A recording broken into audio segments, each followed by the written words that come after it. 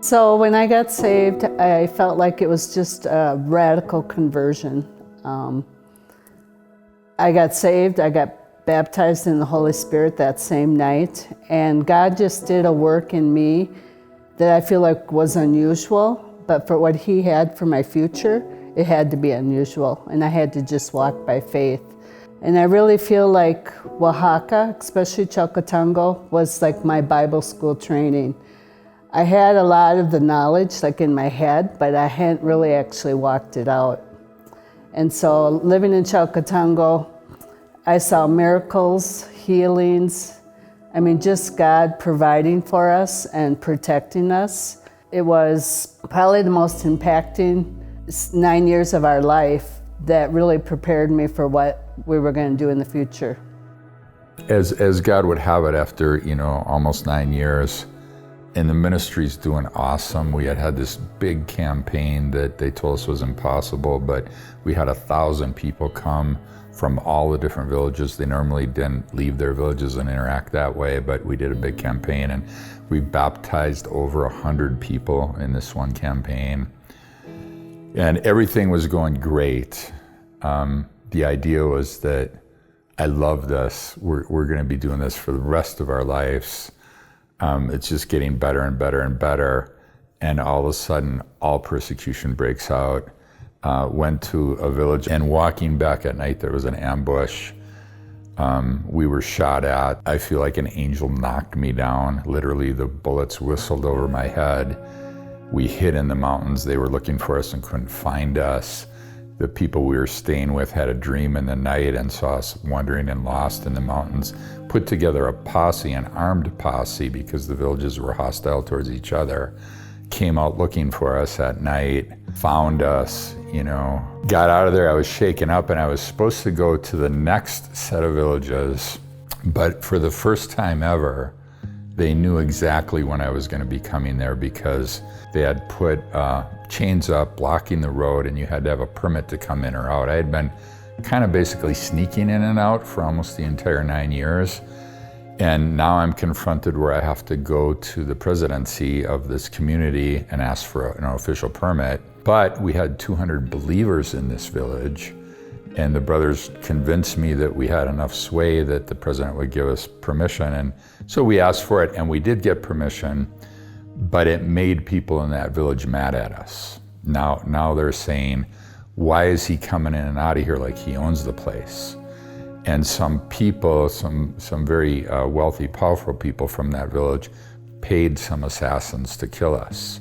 The conversation and this whole thing was overheard by a maid who was the sister of a believer, and the word came back to the brothers, and the brothers came to me. In between now, I just got shot at, and they came and said, we thought you were going to be dead because you didn't, show up. I didn't go to that village for the meeting. And we thought you were dead. And I told them the whole story about how I got shot at, put together the pieces, and they're telling me that wasn't the people that were paid to kill you, that was somebody else. And why? Because they were shooting at us with .22 rifles. And these assassins, who are very good at what they do, use AK-47s, and usually there's a number of them and they don't fail. And so now on both sides of the villages we go to, I have people looking for us to kill us. And the brother's telling me, if you don't leave, they're going to assassinate you, period. They're going to find you in your house or in our village. And so, and I'm still thinking of the three people that were going to assassinate me, and how God's going to take care of those guys. He'll do something. But that night, it seemed like the devil was just set loose. Our dog, who was awesome, was out in the yard going crazy. And so the feeling is we're being closed in upon. And me and Susy couldn't sleep. And I'm realizing this house is, one small kick and the doors broke down. If they come in here, now it's not just me, it's my wife and my kids. And we basically got up in the middle of the night, grabbed a few suitcases, and decided to go a ways over into some friends of ours' house who had a whole family with a bunch of young men. Went there, I remember, in the middle of the night and just said, these people are looking for us. They've been paid to kill us, and we don't know what to do. And they basically gave us a room, told us to go in there and hide out and go to sleep. And they sent out all their kids with guns to the different areas of their land to do lookout all night long for us. And so in the morning, amazingly, and these people are poor. In the morning, they gave us an offering and prayed for us. And we didn't know what to do. We ended up calling our church.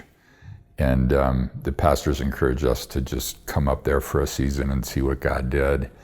And so we found ourselves in this place where we're leaving, and I'm thinking, this is just going to be very temporary. God's going to do something. We're going back. And yet in my heart, I knew God was starting to convince me that he was going to do something different. I remember after this one family with their children, they really protected us, they fed us, and we started off to basically leave Oaxaca. And then Rachel, our youngest, was just getting sicker and sicker. She had a high fever, and we didn't know what was going on with her.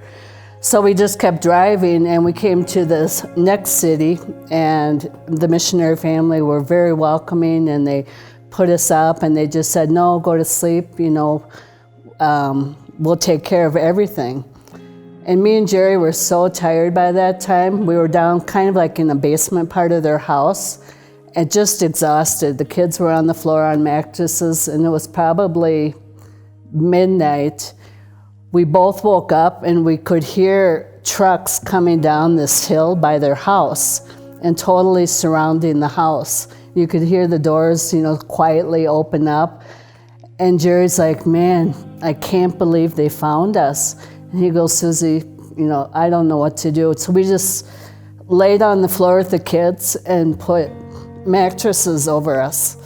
And we just thought, well, God knows, And so we're listening, for gunfire. We felt really bad for the missionary family because we thought, well, they're probably going to die too. And so we're just waiting for this gunfire, and then all of a sudden we heard these people singing Happy Mother's Day to this woman that was in the house. And apparently the custom was for Mother's Day, the church would come and serenade the mothers for Mother's Day. And we're just totally exhausted and just like hearing Happy Mother's Day. And I had no idea it was even Mother's Day. I totally forgot about it. And it was the most impacting Mother's Day I've ever had. And God was gracious, and we got to the border. And I personally just thought, God, I just want to get to the border with all my kids alive. And, we'll see what happens from there. And part of me just thought, I don't think I ever want to come back to Mexico. I mean, I don't want to fake it that, oh yeah, I'm going to come back. I just want God to do that change in my heart, take away fear. A year and a half later, God did that, and we came back to Puebla, and he totally had taken away the fear and put a new love for Mexico in me. And so I was really praying, how we were going to start the orphanage. We had 5 little kids, and to me it just seemed impossible, especially it was going to be teenage boys we started with. And I'm thinking, oh, I do so much better with babies or toddlers. And but whoever God brought is who I wanted to minister to. And so one of the words that God gave me was, Susy, if you start this, you can't quit. Because if you quit, it's one more abandonment than for these kids. And it really became one of the strongest words for me throughout these last 30 years of the orphanage, that we just have to persevere. If we're called to do something, quitting is not an option. And especially if you're working with teenagers, children, because it's another abandonment for them if you leave. I really believe strongly that not only for me, but a lot of people that have their callings, that they should just really realize quitting is not an option. You just need to persevere, and God really does give you the grace to continue on.